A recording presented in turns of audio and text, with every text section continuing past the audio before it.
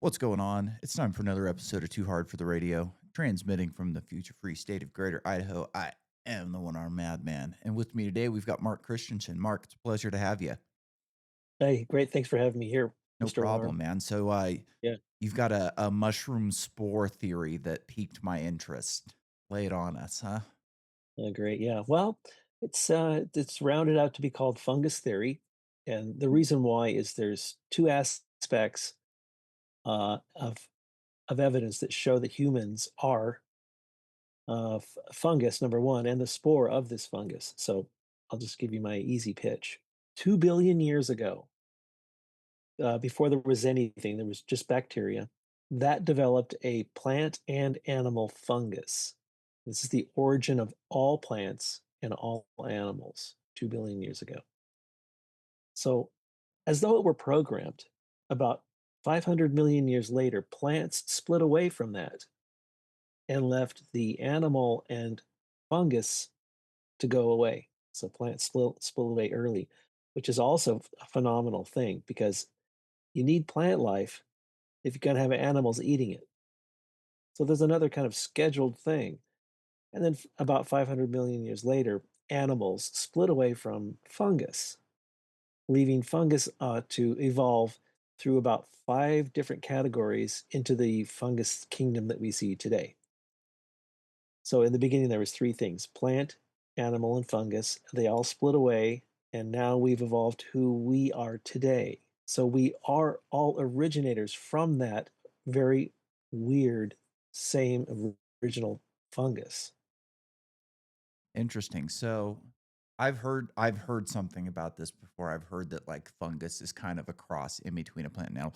So what did this early fungus look like? Is it something that would be recognizable today? Like when I hear plant animal hybrid, I kind of think of like a Venus flytrap, except maybe a little weirder. I'm not really sure if that classifies as a plant animal hybrid. I think it's probably just a plant that feeds on protein for some reason, but what are we looking at? Like, is this something we can see in the fossil record? Obviously, we would have to be able to see it, otherwise we wouldn't know it Yeah. existed, right? Yeah, it shows in the fossil records and in actual fossils. The actual slime mold that we're talking about that was plant, fungus, and animal was the slime mold. Was the very, very first fungus. Probably came from red algae as well. Red algae was before green algae, and fungus is in the middle. So those are the records that we have. So the evidence shows that it existed as a slime mold. That to answer your question Okay, specifically, gotcha. but it evolved into everything else. And what's weird is that the energies that you consume today to survive, whether it's a chicken or a tomato, you're actually eating yourself. It's a self-feeding process in order to generate conscious growth, which you are the maximum conscious growth on Earth today. You and I are the maximum conscious has grown, and that's the purpose. You're trying to self-feed an animal, and the reason for self-feeding is hidden true origin, and you can't get something to feed itself if it understands where it truly came from. So it's kind of this is the mechanism at work. So if you knew where you came from or where you were going to after you pass away, you just go there now. I would too. It's like, hey, I'm not going to Yeah. hang out and wait to get hit by a bus or whatever, right? It's a scary life, and that's why this mechanism is set up so that when you're too scared to live it, you carry on. And the only way to do that is to hide true origin. And the only way to hide true origin is to be fed s- uh, self-consuming wise as one large animal. So the other way to look at what's going on is that all the plants, insects, and animals all together are one expanded, evolved fungus. So it's all still the same fungus. It's just all expanded into adapting to all these different environments. And as the environments change, it continues to adapt to that new environment. Obviously, there's been ice ages, and what's coming down the pipeline is even more horrific because the sun has now started to swell to the point where it's going to burn all the rocky planets in our solar system. And this is a system. That's why they call it a solar system. and anything within inside that solar system is systematically evolved. It doesn't mean that you don't have human inspiration. And in fact, this system is the only plane on which human inspiration has a chance to arise. See, it's like a Monopoly game board. Mhm. You can't win without playing, and it's a tough game, and you can generate human inspiration from that. So not to dissolve that and make things sound so automatically, but really, if you had a creator, right, and he was going to, make smarter people, uh, would that creator leave it up to the smarter people to then guide themselves?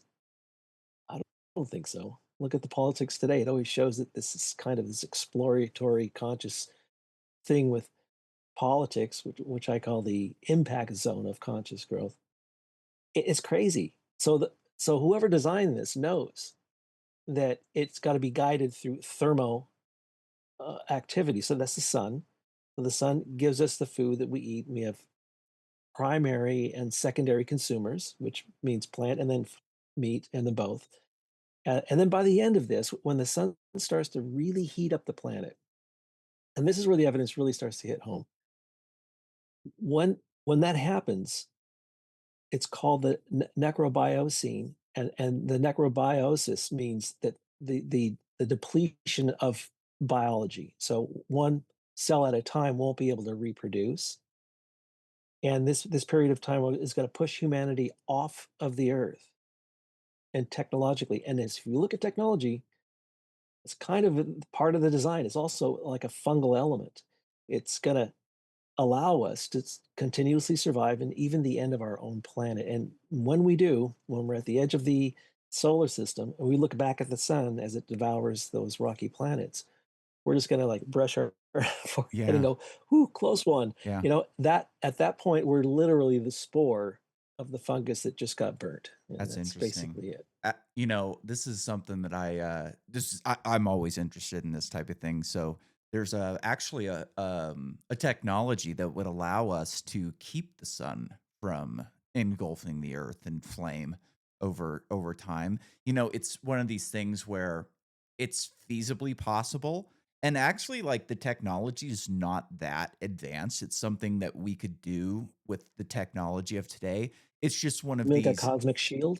No, it's called star lifting. So you are able to use Mm, magnets to kind of, mine the sun for all of its metallic like elements and get all of those interesting. heavy Yeah. elements out of the sun. You kind of use magnets to compress it and then shoot a stream up through the poles of the Oh, star that would on be on awesome. either side, which would be unbelievable, right? To see something like that. So I think that we're going to be here on this planet for a very, very long time. And I'm somebody I think I'm always back and forth on whether um faster than light travel is possible or not. Oh, me Like too. I Yeah. I could some days I'm like, yeah, it's possible. Other days it's no, it's not. It kind of depends on like who I'm listening to and who I'm talking to at the time.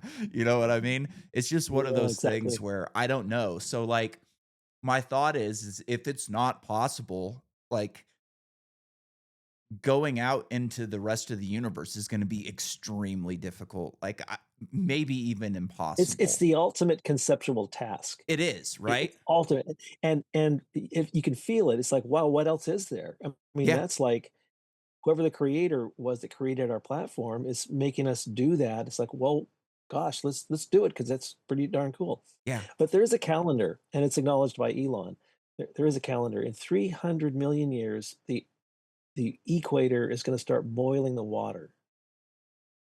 So you can imagine the 100 million years before then what's going to happen. It's called necrobiosis, where all the biology starts to depreciate from the planet slowly. So this is going to enforce us to leave the planet long before it actually ends. Yeah. It's No. all it's thermodynamically controlled. Yeah. Yeah, And who knows? We may not be able to do this star lifting thing. Obviously it's a technology that's unproven. We've done nothing like it before. So, I got to you know, look into that. Yeah, a that's lot of times technologies that look easy on paper, like, well, I wouldn't say nuclear fusion looks easy on paper because it doesn't look easy on paper, but they've been thinking that they've been able, should be able to do this for the past like 80 years now. Well, I think we've there's been that yeah, the plasma machine started up for 2.1 seconds, and that's continuous, yeah. nuclear fusion. Yeah, Yeah. so So it's like but yeah, we you have thought to we do could it to do prove it. that and we're still working on it. So like who really knows, Exactly. if we could actually do something like that or not. And man, like I always wonder about what we would find out there. And things on Earth are so weird, right? Like even what you're describing now, like this yeah, I was actually gonna ask another question and we kind of got off base on that. So like this slime ball that you're talking about, is that what's considered the Luca, the last universal common ancestor? Boy, say that again, the title? It's the last universal common ancestor. They call it Luca. It's some Common form ancestor. of life Um, that but everything on this earth is derived from, I essentially. like that. I Yeah. like that, it's great that you found a name for it. I may have to adopt it. It's not my name. It's just somebody else that come up with Sure. this. I've heard it in, I was really into like the Science Channel and the Discovery Channel when I was a kid.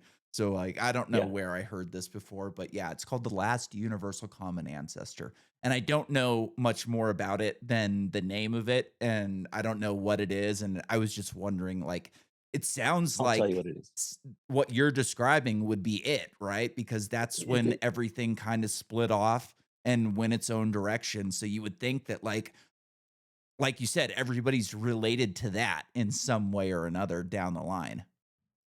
well, it isn't from what the evidence is showing, it's not galactically related, because the purpose for this design, the mechanics here of why you have to use a fungus to generate conscious growth is because each bombarded uh, planet, and then if it becomes a biosphere, because Earth was not a biosphere in the beginning, but it rotated into one, and then Mhm. Mars was in the beginning, but froze out.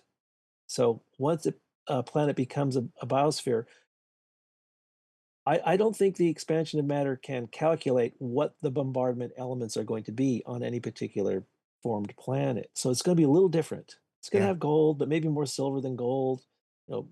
Maybe more turquoise Yeah. than It depends on what pyrite. Yeah, kind of supernova was in the area that the planet was formed in. exactly. You know what I mean? Like if Exactly. you've got a type 2, type 1A supernova like we had, then you're going to get a lot of heavy metals and a lot of good stuff that's, useful to us to build Good with. point. But if you're in a spot with a different kind of supernova, you might not have any lithium on the planet. You might not have any heavy elements. So it's not going to give you a chance to even have life, right? Right, right. That's why fungus is important. So when you start your bacterial life form from amino acids and bacteria, that bacteria competition, which is eating itself, the self consumption process starts right there. Because what else is there for a bacteria to eat in the beginning? Rock? No, it's other bacteria. Yeah. So whatever the mineral composites are on that particular biosphere, when the slime mold fungus that you're talking about finally develops that plant and animal fungus, it's now going to take a billion years to feed on the mineral content of that biosphere to become you and I down the road. And it has to be different on every planet. Makes sense, doesn't it? Yeah, it does. While we're talking about like different planets and fungus, I should probably bring up, have you seen the show Star Trek Discovery? Uh, I I'm sure I did years So ago. it's not it's a new one of these new remakes of Star Trek. Oh, It's then I not a great haven't. show. Like I wasn't too into it. I don't think I even watched the final season of it because I was kind of Yeah, over it. But they did do something interesting, which I think you would find interesting, and maybe you should watch the first season of it because it might give you some ideas. Just I'll have to. give you something more to talk about when you come on podcast. But they use what they call a spore drive that uses a mycelial network Love it. that goes through the entire universe apparently, and they're able to use this thing to drop in and out Wow. of normal space and travel. And it's actually based on I guess like some theory that Paul Stamets has. So they Mhm. even name the guy that figures it out on the show Stamets after him. So it's an Oh, that's interesting great. theory, right? I'm gonna look it up. Yeah, Yeah, that's you'll have that's to check it great. out. Yeah, fungus has been the new thing, in the last 3, 4, 5 years. Stemet focuses on actual fungus, Mhm. and I focus less on actual fungus and more on theoretical fungus. And evidence shows it's if everything derived from one single fungus, then it still is that same fungus feeding itself to be capable of leaving the planet. Ta-dam! Answer to everything, really. I don't have any more questions about what it's all about. It's Yeah. just And, the it's interesting thing about, like, that mycelial network is, like, these things are connected over vast, vast areas, and, oh yeah. like, I've got a theory that, like, I think that consciousness kind of comes from a well somewhere, maybe in a different layer of reality or something like that. And we've all got kind of an access to a little piece of it, right? And I think that we could probably be connected through like quantum entanglement if consciousness has some sort of quantum Um, aspect to it, I'll help like that would I'll make help you us out there a all little bit. connected. And it would almost like if I'm using your analogy of mushrooms, it would make us like each of us a cap, while the actual network of fungus underground is the real organism, right? And we're just this tiny little piece of it that pokes our head up above the soil. Yeah, it's giving homage to a bigger body of thought, and it's really great. Uh, but actually, there is no pool of consciousness that you can tap into. It's it's brain capable growth. So Cro-Magnon man, Homo erectus, and then Homo sapien. The brain had to become a certain size to become aware of certain things. So it's really a juggernaut process of growth of consciousness. So the way I look at consciousness is you're either unconscious or you're conscious. So it's an off and on switch. It's the reality is that if you're conscious, you're growing. So it's called conscious growth. There really kind of is no such thing as consciousness. So when you're trying to go to I'm going to tap into a higher consciousness, your brain won't be able to do it. And the Romans can't relate to us today, and the Egyptians can't relate to the Romans. It really is like that. And it's called uh oh gosh, what's the name? Technonosis. Hypnosis. It's Ah, chronotechnanosis. And gotcha. yeah, So time, technical yes. growth, Right. something So like you that. you can't invent the airbag before the lap belt. Yeah. Right. It took a number of deaths, and it also took all the other collateral inventions to come up with the airbag. You have to wait for you have to wait for ballistics to come into play, and fabrics that can hold the ballistics to get an airbag. You can't just think of the airbag at the same time as the lap belt and go to work because the elements. So consciousness is a growth process along with technology, and I would say consciousness cannot grow without the next technological advancement. What do you think about Terence McKenna's stoned ape theory? It's a part of it. It's not the reason, and I know humanity's trying to find the gold, the golden clinket that made us who we are, because there's these gaps and we can't really explain our existence. And Adam and Eve is an awesome story, and that's one take.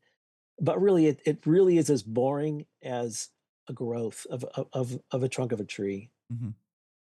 It's that boring and absolute that you just grow one layer of consciousness through technology. And it started with the spear, and monkeys play with a stick, but it's not technology because there's nothing adapted to it. Mhm. But until they actually can sew on a rock or a piece of flint, that is technology. Yeah. It's something unnatural. Yeah. So And so from that, all of these layers have made you and I today.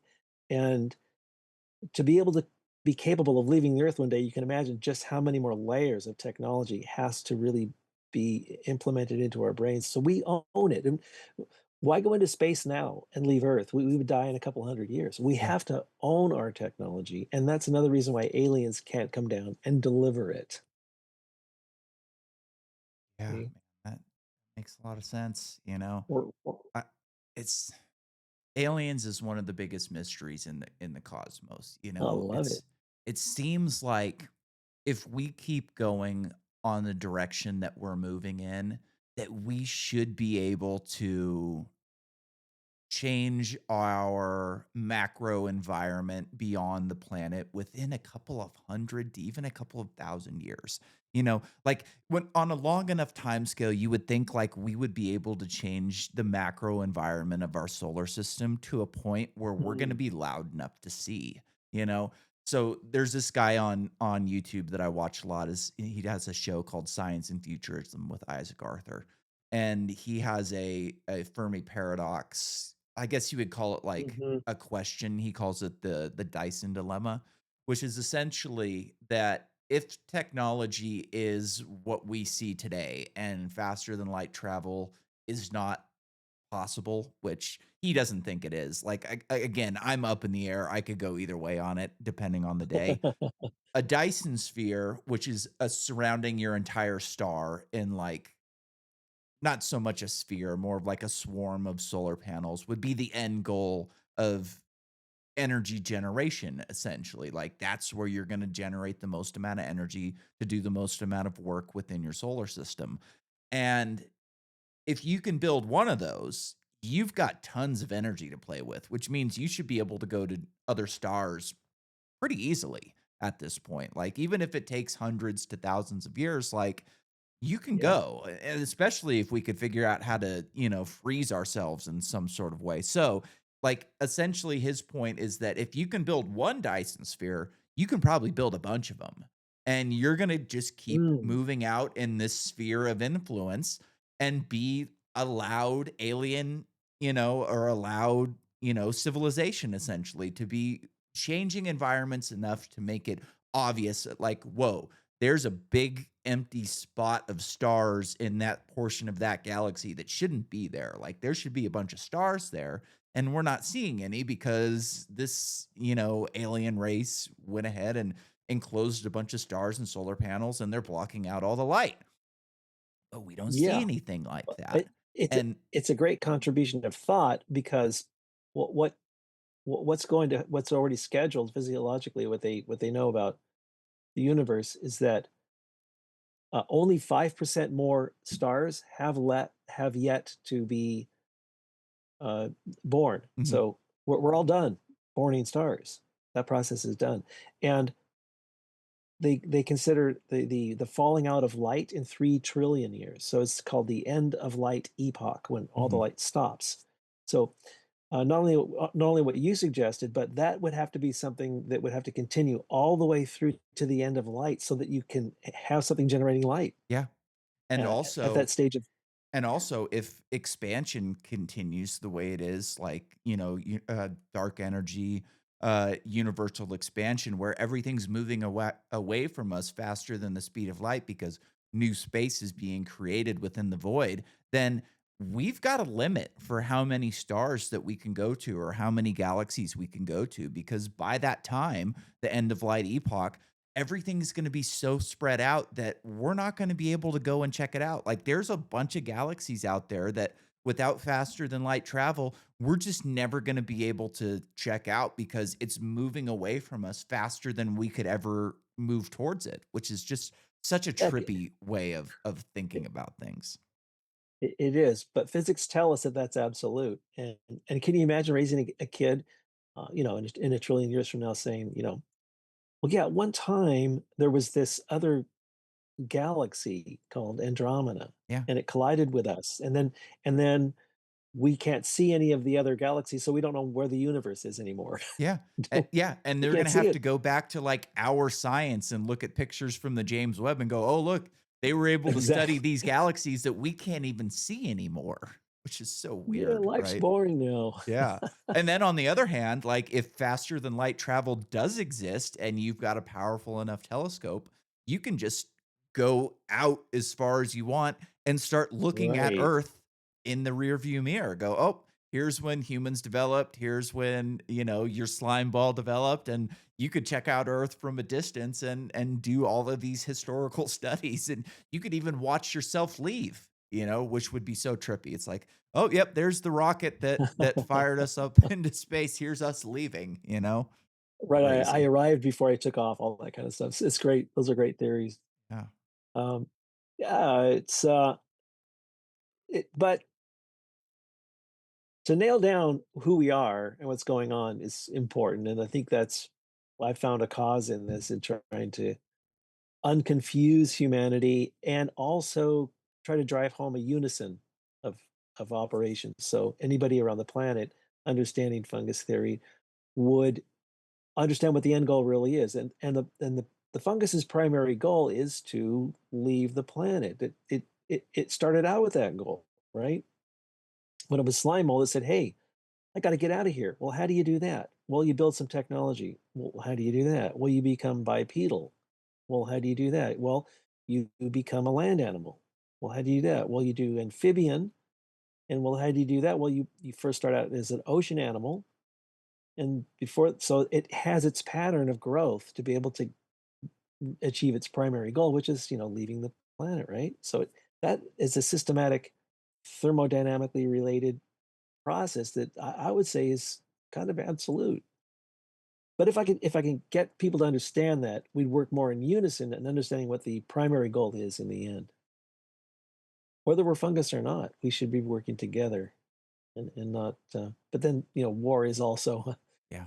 a stimulus for technology. Unfortunately, It is, yeah. I don't know what our, country would look like technologically if World War II doesn't exist and we don't become this, technological powerhouse and build all this crazy, war tech Right. that ends up spurring off into, different kinds of We would, technology for people to use and it's right. yeah, it's a We'd sad be at part the of model reality, rocket. right? We'd be at model rocket stage right now on a natural course. We wouldn't even have rockets. We'd just be having models, But at the same little. time, if we weren't this crazy warfare state, we would, have a lot of money to experiment with technologies that would maybe improve our situation in life. Like, I mean, we spend so much money on war. It's just insane. Yeah, It's one of the it makes you answer, why is this the method? Is this the only method? And that's what we're witnessing, that this is the process, and we just have to endure the horrific aspects of it and go with it. Like a tree doesn't decide how it's going to grow up. It just grows taller, right? And that produces its leaves and its fruit or whatever. But it doesn't decide how it's going to do that. It's just part of its own growth. Mhm. So another way of looking at it is that we're just a part of our own growth. And if we understand what that full picture really was, it might be easier to accept and contribute. I don't know. Yeah, it's an interesting Yeah. thing to think about. It's Yeah. it sure is something. What do you think about, like, psychedelics? Do those serve a decent purpose for people? Like, I did them when I was younger and had some incredible experiences. Haven't done them in a long time, not since I got hurt and anything. I don't wanna go through that again, but it seems like they're Hopefully that happened on a motorcycle. it did not, unfortunately. I was working on power lines. I got electrocuted working on power lines. Oh Just gosh, yeah. you're a survivor though, man. Yeah, Wow. it's they Yeah. called it a catastrophic unsurvivable injury, but, I was a dirt bike Oh, racer when I was oh. younger, so I was used to getting hurt, and when I got hurt, like, you would think that the first thing you would think about is like, "Holy shit, I'm gonna die, I just got electrocuted by a power line," but I never thought Mhm. that way, like, it just never came into my head, I just never had that thought, and I was more worried about getting fired from my job for making a mistake than I was, getting losing I didn't even think about losing my It hand, so I think that, that it's that survival determination that maybe helped you survive it. yeah, Like that. I was just always under the impression you get hurt, you go to the doctor, they fix you up, and you're fine. So I never I think a typical person probably gets worried that they're gonna die, goes into shock, and just And kind they of die and checks focus out on and it. dies because they're so terrified that they're going to die that it's a fulfilling prophecy. But Yeah, for there you some go. reason, I just Yeah. kind of hammered through it and you know, I'm lucky that I've got both my hands. The doctor called my family up while they were on the airplane to ask if they could cut both my hands off and couldn't get a hold of anybody because they were all on airplanes. Oh, So wow. he ended up not taking either Wow. hand off and ended up losing the left one in the end, but got to keep the right hand and I'm right-handed, so, Ah, you're doing great. Yeah, it's not as bad as it could have been, that's for damn sure.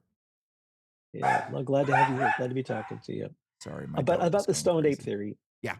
um, if you can imagine humans, hunter-gatherers, so they're looking for water, basically, they're traveling from one empty pool or river to another to survive, and they come across, dinosaur poop or whatever, right? Mhm, And there's these mushrooms growing there. They're starving. So they're and of course, there's a lot of, uh, non-poisonous mushrooms, so they're used to eating mushrooms, so they eat the poisonous ones by accident. They go and they have these trips, and it becomes something that they enjoy and do as a practice. Um, they're saying that that process could help stimulate the prefrontal corb, uh, lobe of your brain, which is the imaginary and the time center of your thinking. So they're saying that that could contribute to it, but not the reason, not the reason why we have a prefrontal lobe for time and think and imaginary thinking. But when you do, like you were saying, when you do hallucinogenics or whatever, it makes you seem like you're tapping into areas that you haven't had, but you're mhm. probably just breaking down your normal wall conditions that you have that you're adapted to in your environment. If that makes sense I think it would because also they're stressful.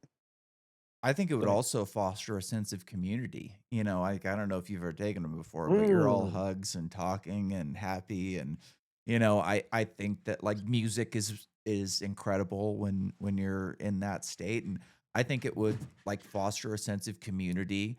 I think it would inhibit more mhm, cooperation between a group like where maybe before they were, I don't think they were ever right. solitary animals, these early humans or apes and everything, but I do think that, like, you kind of I think that it would allow them to be more willing to be open with the people next to them rather than looking at them as competition or a threat. They would look at them more as like one and the same as yourself. So I don't know, maybe it would give them a They're different sense of self and sense of community and make them more capable of cooperation. That's kind of where I looked at it as. Like I'm not yeah, sure that it amongst actually did anything to the physical brain. I think it helped them kind of do the things that would make a change in the physical brain. I agree with you there on one plane because there's so many of us that aren't capable, but look at the ones that are capable. They wouldn't need to do it. And the other thing is that you don't want to look at it as a mandatory ingredient Yeah, for consciousness. So, because if for some reason we didn't have them, we wouldn't grow into who we are today. That doesn't make sense either. yeah. That's yeah, And it's so just many it's just something. It's a part of it all. Yeah, and so many things had to go that way to make that possible. Like I actually read a book recently that was discussing this where in order for these apes to like come down out of trees, the environment had to change. And it that's had right. to The go from grasslands occurred. Yeah, it had to go from, like, this jungle, hot, sticky environment where they lived in trees into a more pastoral plains environment, and they think that the reason that happened was the Isthmus of Panama, where Hmm. before that, the entire ocean the Pacific and the Atlantic were one ocean, and once those split, Mhm. it changed the entire, Gulf Stream, and it changed the environment of the And planet completely. Pangea changed it. Yeah, in Exactly, Africa. to Yeah. where it cooled the planet down because it wasn't this one big, massive, roiling ocean that was just creating these nasty storms and heat On and one all that huge crap. island, right? Yeah. Exactly. So so many little things had to happen for us to be who we are today and to be having this conversation over technology in different Awesome. parts of the country. You know what I mean? Like it So just awesome. it seems like man, so many things had to go right. And, even like the Great Leap Forward, like one of the theories for the Great Leap Forward, aside from like stoned ape theory, is that we were essentially almost wiped out by the Toba supervolcano. When the Toba Mhm. supervolcano went off 200,000 years ago, something like that. It was a global disaster. They were, it was essentially a nuclear winter where the entire, Mhm. atmosphere changed, the temperature of the earth dropped, and most early humans died off. And you've got this small group somewhere in Africa that was able to survive. And the way that they were able to survive was through adaptation and mutation. And people think that this is something that could have happened. Like the book I read recently was, an ancient aliens story of this is a nonfiction book. So it was an ancient alien story where these ancient aliens are on Earth studying these early humans and oh crap, this, volcano went off and these Very people are possible. are all Yeah. gonna die. We better tinker with their brains to make them capable of surviving. And I think that's an interesting theory. I love it, but the problem with those theories is that there wouldn't be any humanity at all if it wasn't for the happenstance of some other element that could have not happened at all. See, that Mhm. doesn't work that way. So you got to give us credit for growing from nothing Yeah. to who we are all by ourselves, Yeah, and we got to own it to get off the planet. We got to own it too, so that it really is about us doing it all, yeah. even though they're here to help. Like when we're space bearing society, what do we have to do? Go find planets that are less evolved and help them because maybe some planets didn't make it. They didn't make it to their launch stage, or they didn't make it to their technical evacuation standards that can help them launch, and they didn't make it. So that would be our galactic responsibility. Yeah, I you know,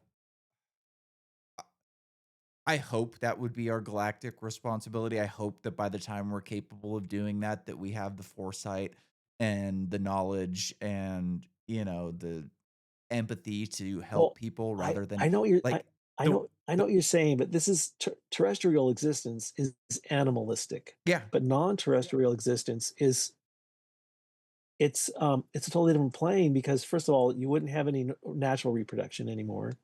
So there wouldn't be any competition in that area, and you wouldn't be eating food anymore. So there's no competition for those two resources. See, once those are gone in a human brain, you're kind of just a logical being, probably a gray alien. That's what we Yeah. are. We're pre-gray aliens, if you want to look at it like that. So I don't see the adaptive qualities of space living nearly the same as all being animalistic on Earth. It would just, I that's hope the so. cocoon phase. I hope so. Yeah. One of my biggest fears is we're gonna go start spreading democracy to the galaxy like we've done in the Middle East, and No, you know what I mean? We no. all see how It's that's gone, so, oh it's gosh. extremely primitive politics. Yeah, You're explaining it like it is. So it's got a long way to evolve, and it will. And it's all thermodynamically controlled. So as the more the Earth heats up, the more focus goes onto that survival, and that will phase out all that adolescent behavior that we're seeing on TV so much. But yeah, but I it's think good to see that too. As a punk rocker in the '80s, which I think is the movement that started all this, right? You were angry at kind of nothing other than it was too hard to go to college. You had to get these degrees. It's the same thing today, but mhm, you just couldn't see a you couldn't see a goal to work for. It was this glossy, maybe it wouldn't work at all thing. So everybody retreated to this group of people that were angry about the process, and I think that's still what's going on today. The more we increase in population, the more glossy it gets, yeah, our yeah, futures. and I don't know, like there's a lot of, people who are worried about population growth, and I tend to think that the Earth has a much higher carrying capacity than we think it does, and Oh, I think yeah. technology will enable us to do things that will make population growth not such a big deal. And I mean, right now, even in the United States, like we're not even at replacement rate birth rates. So I'm not sure that population growth is going to become a major problem in the future, but if it does, I mean, all we have to do is move food growth off planet and into, outer space. And we don't really know how humans are going to fare in a rotational habitat at this point. We haven't been able to build anything big enough to be able to test, centrifugal force and what it does to us Mhm. in like an O'Neill cylinder. But plants, they've been able to test plants on the space station and they do fine in Mhm. centrifugal spheres. So if we're capable Yes. of, like the last thing I want is some big mega city here in Idaho with, 10 million people living in this huge arcology. But I think if it has to happen, we can do it. It's just about being smarter with our resources. And, one thing that like the environmentalists do have right is heat is a problem, but one thing that they overlook is that, like, everything creates excess heat. It doesn't matter if it's a windmill or a solar panel, like, if you cover the country in solar panels, you're gonna change the entire albedo of the Earth, and you're gonna absorb so much light that it's gonna heat up just the same as it would with oil or gas or any of the things we're using now. And, like, you've got the Kardashev scale, which is, you've got type 1, type 2, type 3 civilizations, and I'm Mhm. not even convinced that we could become a type 1 civilization on one planet. I think that even if we had fusion energy or, something exotic right now, we're gonna produce so much heat going to that much energy production that you're gonna have to move people off planet. You're gonna have to move a lot of energy production off planet. Otherwise, we're just gonna heat up to a point where we can't live here anymore. So it's one of these catch 22s where like Those are great projections, and they make us that makes humanity feel great and everything, but really, so I can drive this home, it's more automatic what's going on than you think because each layer of technology makes you more conscious, more aware, more concerned. Technology, conscious, aware, concerned. It's a cyclical process to getting to what you're talking about. And and since the majority of humans are kind of childbearers, they can't become scientists like you and I can. I can tell you don't have any kids. no, You have any no, kids? no. I don't either, as I can tell. So, but see, we're in a special place because child bearers are the majority, and that's what the fungus needs first of all is reproduction. So it doesn't care if you're stupid or black or yellow. The fungus needs reproduction. Otherwise, there's no history to explore, right? There won't be any humans in the Mhm. future to explore the history. It's just so that's number one. And then technology is number two. And since it can grow only incrementally, chronotechnonosis is the term. You can't invent the microwave without the radio wave, right? It's just like this, and it has to be like this on any other biosphere in the universe. So you can trust that we're always going to adapt to the conditions that we are in, and that is the impact zone of conscious growth. So it's really kind of all automatic, Yeah. gosh, I just the way I see it now, it blows my mind How that you does can actually see this process at work. Go ahead. how does artificial intelligence play into this in your mind? Awesome. I've heard people say that artificial intelligence is like the end goal of consciousness, and I don't tend to No. believe that. But where do you think it's headed? And I It mean, doesn't know anything that we didn't put in it. yeah, It can calculate, right? So what we're looking at is the next calculator. And I remember in the 70s when you could buy a calculator, what there was pandemonium. Everyone's going to be stupid from now on yeah. because we have calculators. It's the same thing. Yeah. Yeah. It was And the same thing with books. When books came out, people were freaked out. People aren't gonna go to work, they're just gonna stay home and read all day. It's like, wow, you got that one so wrong. exactly when the printing press was invented, right? Yeah, yeah, yeah, Yeah, well, they printed the Bible so you didn't have to go hear it from a priest. You could read it yourself. Which is interesting because then they had to, like, take parts of the Bible out of the Bible so that you couldn't read it. yeah. Isn't You that know crazy? what's an interesting and I've heard this, I'm not a religious person, so I think this is true, but I've read or I've heard before that the reason all of this incredible artwork was created in Italy and in Rome and in Greece was because most people couldn't read. So they couldn't read the scriptures. They couldn't read the Bible. So they had to make Oh, them sure. into pictures Oh, for people to understand. And I thought that was just fascinating because it a lot of people are visual learners. They're not capable of reading a book and getting It everything out was of it and thinking it it through. was So nonverbal storytelling, absolutely. exactly, exactly, Yeah. which I think is interesting. We've been doing that since, we were putting our hand up on the cave wall and blowing it with dust and stuff. Six So yes, 16,000 years ago, that print. Yeah, and it yeah. was kind of I look at that mosaic as a kind of a billboard for food. Like, they're saying, "Here's where the food is," because starvation is really the number one thing all animals have to worry about. Mhm.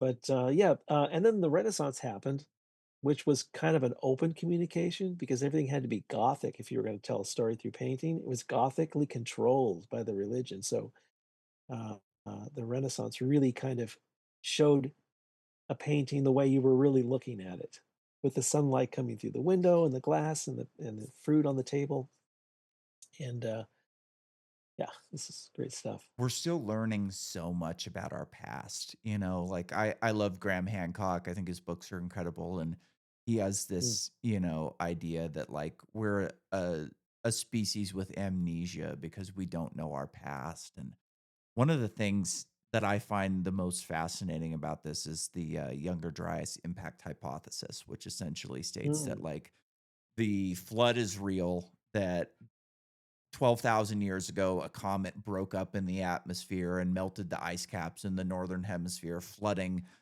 a big portion of the earth.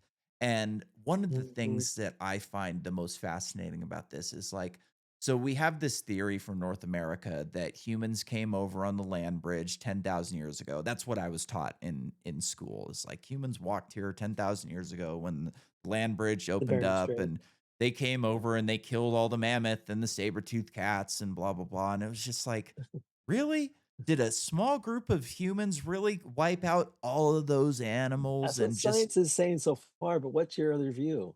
Well, their idea is that climate change killed all of those animals. And we're actually finding now, so there's a site in New Mexico called White Sands that goes back, I think Mm, it's like 22,000 years or something like that now to this point. So they're finding layers and layers of footprints of humans that goes back like 20,000 years, and they're coexisting with nice. mammoths and saber-toothed cats and giant sloths and dire wolves and all these things.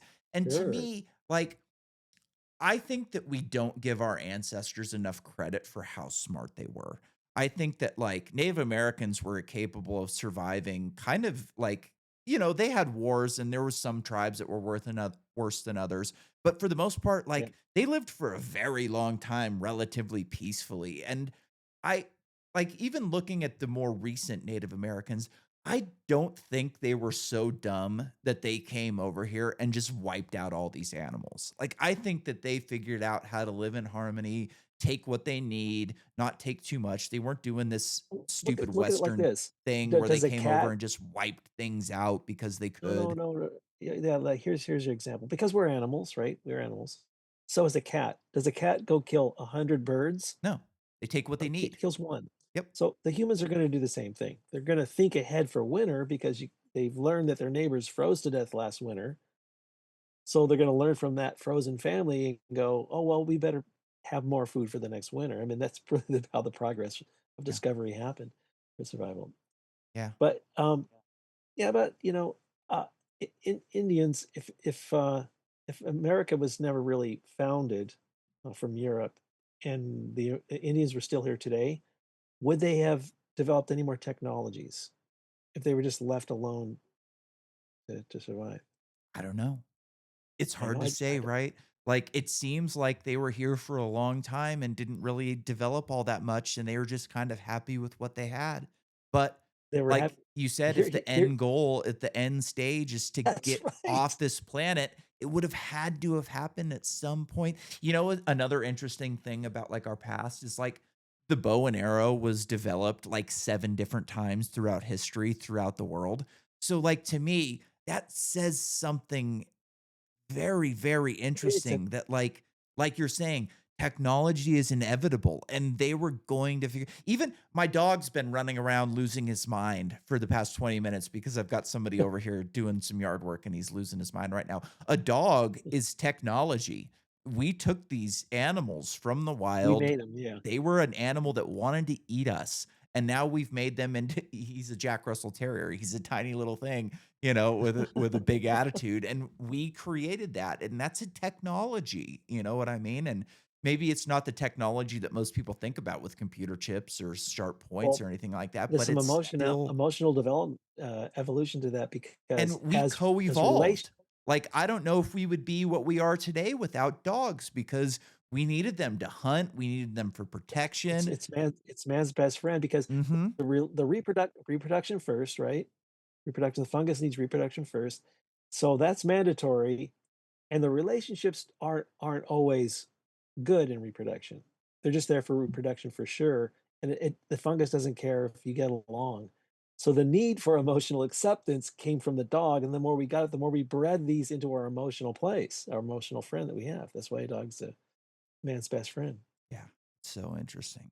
Well, That's great. we've got 10 minutes. What else are we missing? What else is important? I'm kind of out of questions for you right now, but I'm sure that we're missing something. I'm sure that we're not completely getting it all. What else is Good there? question. Where else are we going? Um, let's zoom out and look at the big calendar. There's the beginning of light and the end of light, and that's a calendar. It's actually a numerical calendar. And within that, there's a big picture, and the big picture is the lifespan of a solar system, right? So the big picture is the cosmic calendar. The big picture is the solar calendar, and then the biological timeline for humans I call the minutia of time because when you really look at it, that terrestrial zone where humans are alive are so small compared to that huge calendar. It's really minute. Mhm, And then there's present time. Present time, I'd like to look at it like it's the last 200 years up till today. That's present time. So those are the four major perspectives on seeing who we are in a growing, expanding universe. And to get us to have this conversation, I think is hard evidence that there's a pre-bang intent for us to eventually have this conversation one day. And I'm calling that cosmonosis. And it's a process by which any scientist can go out, find a big vacuum, ignite a big bang, and generate intelligence through you know trillions of years. But mm, once you see that machine at work, you can't really get intelligence any other way. This is the strict format. If you were going to make if you're going to make a cake, there's a strict format of a recipe. For anything, for the recipe for intelligent growth, this really looks like the only way you could do it. And because of that, we have a creator. And the proof of that is that we're created and in this process of growing consciously. So uh, I think, it's kind like, of like a if the universe itself is conscious in some way, you could call it God, you could go whatever. It could be a Bozeman yeah, brain, some random accumulation of neurons that just happened in an infinite universe. In an infinite universe, weird things like Bozeman brains can happen where something just sparks into existence at some point. If there is something like that, then we are, in a sense, the way for the universe to figure itself out. Hey, what am I? What is this? What's going on? I'm going to create something that is capable of using its hands and using its mind to do this science, to have curiosity and figure out what the hell is going on here. So in a way, yeah, it's like like the cosmos. we can be the cosmos figuring itself out. Like how did this happen? Why did this happen?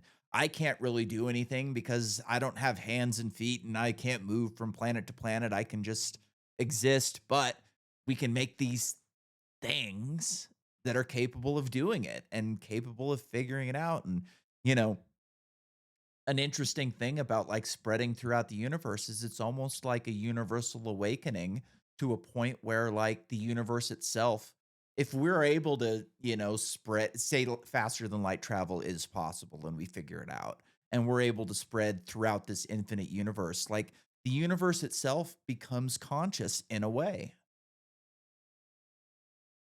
Yes. Um, I agree with that. It, uh, it's definitely a process by which it wants to develop something to observe itself in the growth process, and that's what we're able to do today. 30 years ago, you and I couldn't have this conversation, but because of all the discoveries and explorations of science, we're able to really, and the internet, we're able to collect and accelerate and to be able to see what's really going on. And it's really just today that we can do this. It's just fascinating because we need an answer for all this frustration of living a human life and witnessing what we witness. We really need an answer to feel better about why we're going through this. And it seems involuntarily uh, at times, and I would say it is. If you chose to come here, you don't remember doing that. So it's the same as you being all involuntarily placed here, witness all this. The other thing that's mechanistically obvious is that you can check out. So it's gonna, life is gonna put you in a place that's uncomfortable, and you don't have to stay here. Not promoting that at all, but isn't that amazing? Yeah. Like you're here involuntarily, but you could check out. It's like, wow, okay. Well, I guess we're all kind of living a postponed suicide if you think about it. It's like we all have the opportunity to think about it. I'm sure you did in your situation. And we've decided to stay. See? So we're willingly existing in an enforced kind of state of being that we were forced into. Yeah. So we're willing to stay. Yeah. That's the point. And, so when I did get electrocuted, I remember climbing up the pole and then I woke up hanging from the pole a few minutes later. And Oh there's my goodness. nothing in between that time. And like I've knocked myself out on a dirt bike or playing basketball or football a couple different times. And it wasn't like that. It was like I could have been gone for a minute or a million years for all I know. It was something strange, and Wow. doing this podcast, I've talked to a lot Yeah, of I could see strange that. people that have strange ideas about what happened. Some people will say, well, science would say that like your brain overloaded and it shut off and your subconscious is sparing you from that pain and that reality to where you don't have to think about it every day. And then, like I've talked to a Buddhist before that was like, "Oh no, you went somewhere. Wherever we go after Yes, this, right. you went A there timeless and a timeless waiting room or something. you chose to come back. And you don't Ah, I remember like it that, I like that. because if you did remember it, you wouldn't want to be here anymore because wherever that place is That's that we right. go is better and your natural state That's and right. you would want to Y stay, and if you came back here you and remembered that, you would be miserable, and you wouldn't wanna go and through this life and explore and and whoever study. right, and whoever designed that isn't gonna make that so convenient Yep. because its It intention would is to be have you live your entire life, right? Yep, it would be torture was her point, was like, you would be tortured every Ah, day if exactly. you could remember that because where you're at now is not your end state. It is not the state of reality to, you know, it's hard to explain, Right, but I think you get where I'm and going it's with an this. absolutely, it's inevitable that you won't be here one day. Yep. Why don't you just stick it out and wait for that an inevitable place of non-return? Yep. So, And maybe you come yeah, back again as awesome. somebody else or something else or somewhere else. Like who really knows what's going on? I If like if that. you know, Yeah, I like I found that to be my favorite explanation of what happened. Like I'm not really into the scientific explanation. It's like, reincarnation. yeah, that kind of makes sense, but at the same time, it's not very fun. It's not very It's cool to not. think about. Like I agree. this other explanation makes you not so afraid to die, if there is something here afterwards, if we go somewhere else and we're capable of making the choice to come back again, like that's interesting to think about. That makes it less scary in the end, right? Yeah, that suspension though is really what life makes life great. You're suspended from that awareness, and this the system makes sure that you don't become aware of it at all. And if you do, it's kind of more of a memory than a reality because it's trying to get action out of every human, and that action develops technology. That technology gets us off the planet, and we can survive the end of Earth. Yep. That is the big picture. Yep. Praxeology, humans act, It's a great economic theory. It's a great, human theory. It's yeah, praxeology. A It's a humans Action act. is everything all the time. Yep. Yeah, Right on, Mark. Well, non-action, yeah, it was a we pleasure can go on meeting forever. you. Where can people go to learn more about this? I'll just go to marklchristensen.com, and then my book's available there, and it talks about the book, and it's pretty scientific. It's, college level reading, so it's not for everybody, but if you want the answers, I think this is as close as we can get Sounds today. good, Mark. Everything will be down in the description. So if you want to check out the book, just click on the description and I'll send you over to Mark's website. And thanks for listening. It's been a pleasure. And thank you for having me on. It's been great. No problem. No problem. Yeah.